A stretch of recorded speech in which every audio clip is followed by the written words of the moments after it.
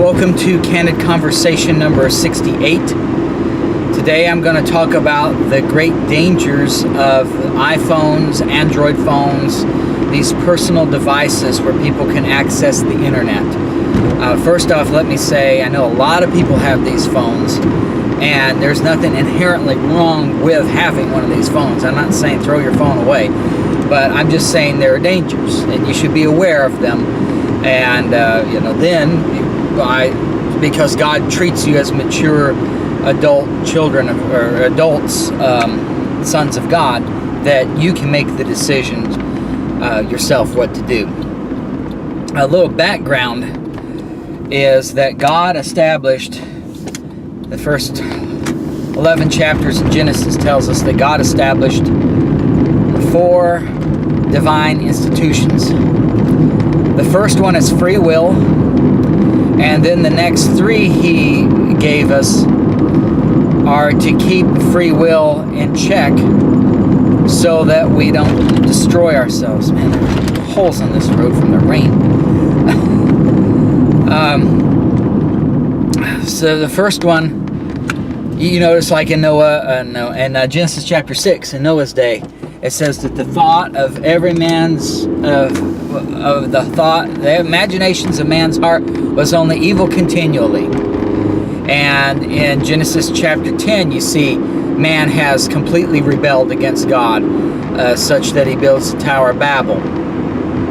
Sorry, that's chapter 11, Genesis 11. So to keep evil at bay, because the heart is deceitful above all things and desperately wicked, and in your flesh, that's all you do is sin. In your flesh dwelleth no good thing, Romans 7:18. God established 3 institutions to keep your free will in check. You're still going to sin, but just to keep the sin from getting so bad. The first one he established is marriage. And everybody, I don't have to tell you, everybody knows that men and women think differently. In 1 Corinthians 7, when Paul talks about marriage, he says that those who get married shall have trouble in the flesh. Well, that's because the woman thinks differently than the man thinks. And so there's these arguments and problems. Well, the reason God did it like that is just brilliant when you think about it, is to keep sin at bay. There are certain temptations that women fall prey to that don't bother men. And there are certain temptations that men fall prey to that don't bother women. So when the men have those temptations, the woman is supposed to try to keep him from doing those things. And then when the woman has temptations, the man is supposed to try to keep her from doing those things. And so they balance each other out. Again, you're still going to do evil, you're still going to do wickedness, but it's not going to get as bad. In other words, you're not going to get, if you're married, you're not going to get to the point where you go on a killing spree. Because the other person, and usually the killing stuff is more temptation for a man than a woman. The sins that men commit are more easily seen, more overt. They harm society more, which is why there's a lot more men in jail than there are women. It's just the nature. It's not that women's sins are less. Sin is still a sin. It's just that the sins that men commit are more likely to harm society than the ones that women commit. They're still just as evil, the sins that women commit. But God puts them basically checks and balances there. And then the second divine institution is family, or in other words, children. So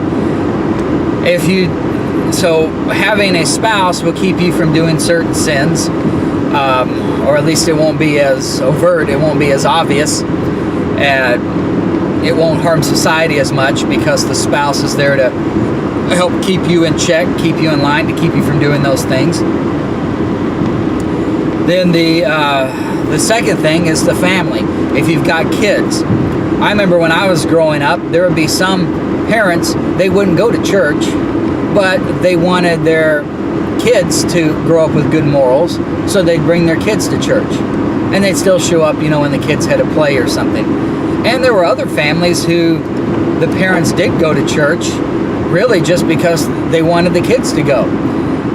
Again, it keeps, you're less likely to do overt sins that are real obvious, that damage society, if you've got kids. So that's the second one. You want to be a good example for your kids. You want them to obey you, so you try to be good as well. And then the third divine institution is nationalism, and that's established after the Tower of Babel, where you've got different nations and different races too. You got these races that are against each other. Well, that's actually a good thing, because again, blacks think different than whites think, and Asians think different, and Hispanics think different. And that's a good thing, because they keep each other sort of a check and balance type thing.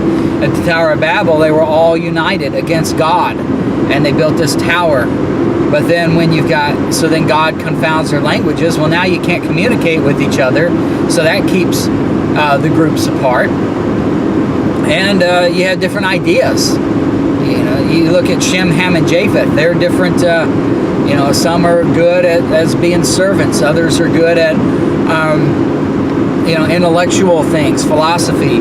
Others are good at religion. Other things are good at inventions.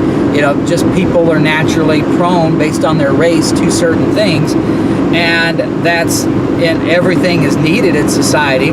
But by doing that, then it keeps, and then the different languages and things, it keeps everybody from forming together. That's why when you had when Great Britain broke off from the European Union, there was a great protest about that. But really, that's a good thing, because having your own nations, having division among the human race, because all people are prone to sin. We all do. We do no good thing in our flesh. If you're unsaved, all you do is sin all your life. Well, if you sin by yourself in a nation, you're less likely to harm the world than if everybody gets together and sins. And so, really, those three divine institutions are there to curb the free will. So you've got the free will to make the decisions. But if you don't choose to believe the gospel, which most people do not choose to believe the gospel, then the result is all you do is sin. So to keep society, keep people from killing each other, from utter chaos to take place, God creates marriage, He creates family, and He creates nations. And we could do some other kind of conversation on those individually. But I started this by saying we're going to talk about the dangers of Android phones and iPhones and those type of personal devices that access the internet. And you may think, well, it's 8 minutes in and you haven't done anything. Well, this is all background information. Keeping this in mind, that God made 4 divine institutions. One is your free will, and then 3 things to keep it in check. The internet is a great danger in that now it breaks down the nationalism board. It's a world wide web.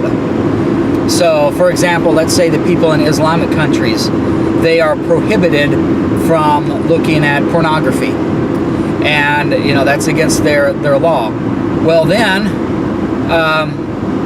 and they couldn't get it. I'm not in those countries. I can't speak for them. But as far as I know, they couldn't get it. Well, now, all of a sudden, you've got the World Wide Web.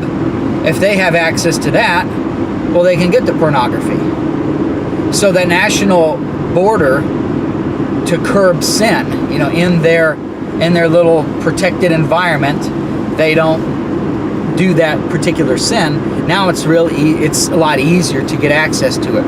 I've heard statistics like Christian men shouldn't be into that either, but that's more of a temptation for men than it is for women. If we talk about sexual sin for men, it's usually pornography.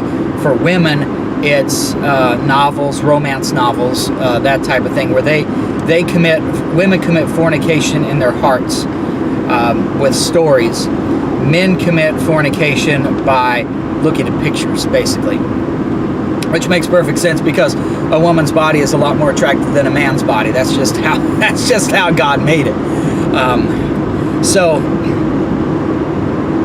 But when you have an internet, well, then that breaks down the national barrier, because sins that you couldn't get that material in your country, or a lot harder to obtain, now it's a lot easier.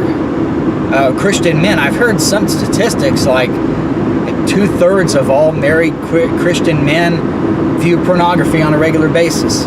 Well, that's because of the internet. That statistic has gone up a lot since before the internet, because before the internet, well, it was a lot harder to do that. You couldn't do it in the privacy of your own home. You'd have to, whatever you do, I don't know, search out a video store or something. But anyway, the point is, it's a lot easier with the internet. It's broken down the national barrier, which is not just the national barrier, it's also the government. The government has laws, and it's a lot easier to get around those when you go against them in the privacy of your own home, as opposed to seeking them out in public places where it's against the law. So that's the first danger. That's just with the internet, the nationalism barrier. And then, but these personal devices, what they've done is they've broken down the marriage and the family barriers as well. So first, the internet, now I can do sins at home that I could only do before by going out to public places and obtaining what I needed to sin. Now I can just obtain it over the internet, and so that breaks down the national barrier.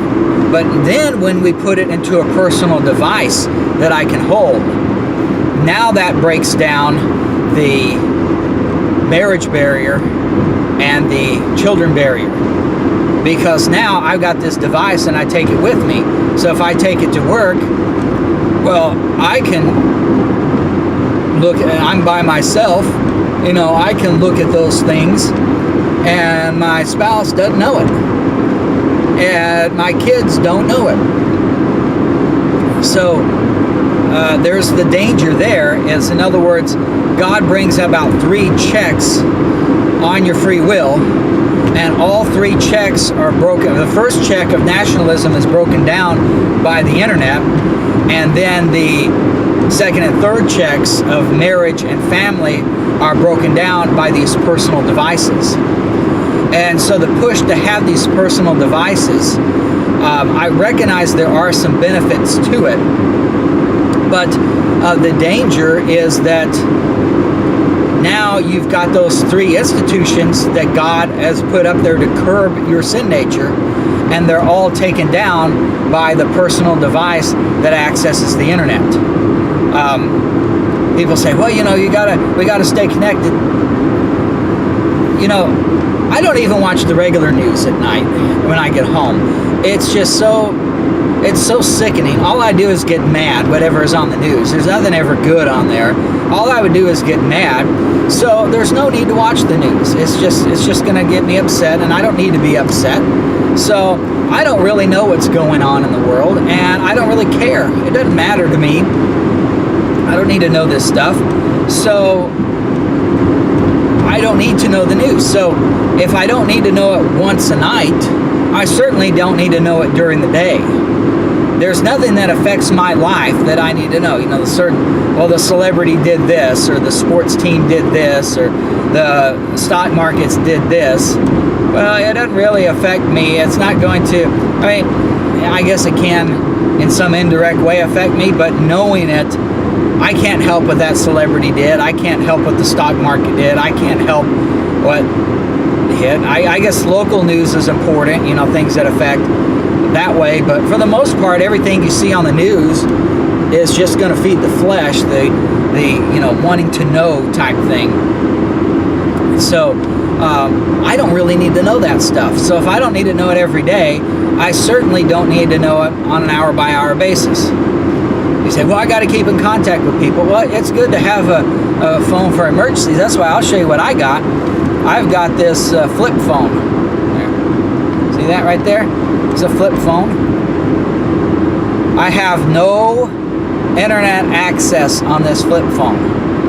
I can call people all over the US for free.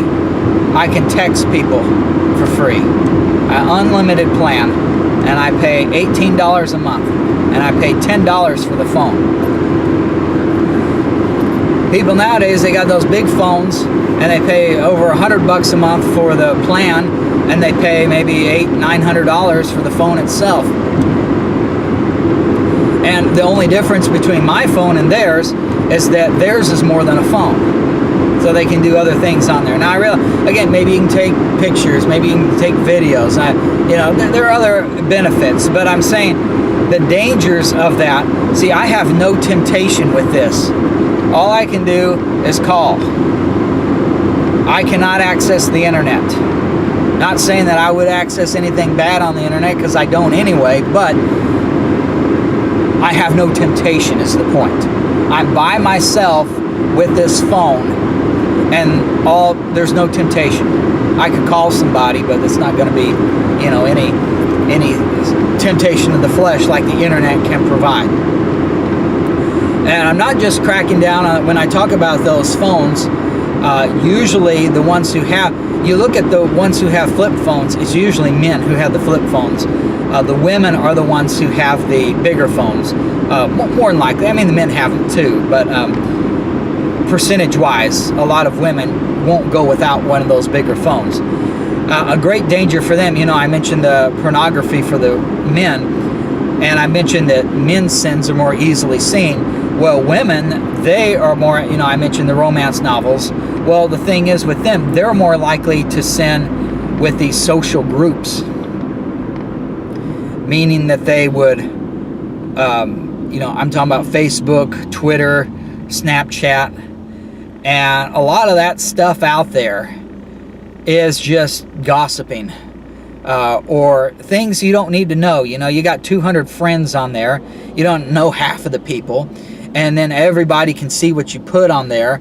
And it's not, something that's needed. It's not something like,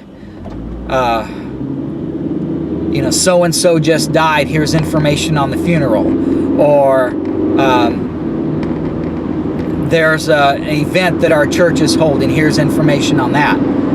But it's things, as far as events and things that are taking place and everybody in your list needs to know, those are good. But as far as just putting in there what you do every day and what's going on, and so-and-so said this and so-and-so did that, and then you do stuff to get attention and post crazy pictures on there so people will look and comment, and then you talk about how crazy this video is and how crazy this person is, and I can't believe she said this and this person did that. All that is lust of the flesh going around. Again, it's less overt than what the men do, which is why no one talks about it. But it's still a temptation to say, again, it's not going to destroy society if you're telling every single thing that you do, or that so-and-so did this or said that. You can hurt people with words, and you can damage people's lives. I just heard about a 14-year-old model in Australia who killed herself, suicide, because of the bullying, and they talk about that cyberbullying and things. And again, I don't listen to the news much, so I just basically pick up what I overhear. But so you've got these things going on. Well, there wouldn't be a danger of cyberbullying if you didn't have these phones. There wouldn't be a danger of just, and again, it may not be anything inherently wrong with telling everything you do and commenting on what somebody says, and that I can't believe that article that you sent me. It sure is crazy. And and I send articles out occasionally too, so I'm not above that. But the point is, when you are saved, you are in Christ. Your goal should not be what is a sin or what can I get away with. It's not a sin to do this, so I'm going to do it. That's not your thinking. The in Christ thinking is God's will is for all men to be saved and to come into the knowledge of the truth. So how do I accomplish that? Through what I do and say. for both myself to come into the knowledge of the truth and for others to be saved and come into the knowledge of the truth. And if I'm doing things like the Facebook and the Twitter and the Snapchat, well, it may not be anything inherently wrong with talking, with all this gossip and things going back and forth, but it's not edifying me at all. Instead of spending the time on that, why don't I? And I don't have those big phones, the Androids or the iPhones. I don't have it, so I don't know. But maybe instead of getting notifications about things, you could have a Bible verse pop up, or every 30 minutes or so, and you could read a Bible verse. I would think they got apps for everything. I would think that's possible. Have a Bible verse pop up. And then instead of you checking your Facebook page to see what all your friends are doing, or some crazy link that they posted on there, or some crazy video or picture of somebody, you're reading the Bible verse every 30 minutes. Again, that's a good use of those phones. That's why I'm saying they're not inherently bad. The internet's a great tool. I'm able to post these YouTube videos on the internet. If it wasn't for that, wasn't for social media, I wouldn't have that. So, I'm not complaining about the technology. I'm just saying be careful about this stuff, that there's a great danger. When you have a television, you can bring sin into your house. But if you've got a spouse and you've got children, well, there are certain things you wouldn't watch on that TV set with your spouse around that you might watch by yourself. And there are certain things on that TV set that maybe you and your spouse would watch, but you won't watch with the children around. In other words, it cleans everything up. Those checks and balances, the marriage and the family, God established to keep your sin nature in check. But if you've got your own TV, your personal device, no one else is watching, you can watch what you want. And I'm not just talking about TV stuff, I'm talking about the social media too. That's a real big thing nowadays. You got to keep in touch. I can keep in touch just fine without that. I am not on Facebook or Twitter or Snapchat or any of that. You say, well, what if I got something I need to tell everybody? I got their email addresses. I can send a group email out. And the great thing is I can control that too, because maybe you've got your church friends, and you've got your work friends, and you've got your family members. So maybe you have 3 different groups of people. If you're on Facebook, you post something, everybody sees it. But if you've got something just for your church, well, then maybe you just post it on, you just send an email to your church folks. And if you've got something that's just for the family, you can send an email just to the family. So you can reach groups of people with email, and you can send your crazy article links and your videos, and you can do everything with email that you can with the social media. But then you have the ability to limit it to different areas there. Just the different groups. Again, this is a personal decision. God treats us all like adults. You can choose if you want to have one of these personal devices or not. But I'm just saying, for me, I pay $18 a month.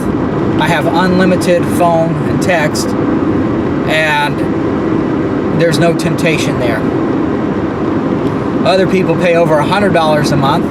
That's less money that they can use for God's kingdom. And then they use that device to commit sins. And a big thing, social media is huge. And the reason is because that's something that is a lot easier for women to get involved in their sins. It's a greater temptation for women, just like pornography is a greater temptation for men.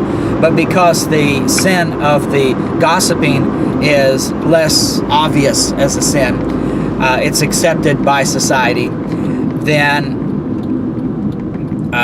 it continues and people talk about it. Whereas the pornography stuff, even though 2/3 of the Christian men are doing it, they don't really talk about it that much because the women would be upset about that. But the other way, with the women doing the Snapchat and the Facebook and all that, the men don't try to correct that. So that goes without being corrected, whereas sins of the men are correct. It's actually women end up sinning more than men, just because men's sins are more overt and they're easily caught. Yes. And again, the sins of the men are worse for the society, so it's good that it's like that, and that's how God designed it. Women are more likely to correct men than the other way around, because that's how God designed women, because men need more correction than women, because our sins are more overt. It can make society go down a lot faster than the sins of women. But again, that's not the issue when you're a child of God. It's not what's a sin and what's not.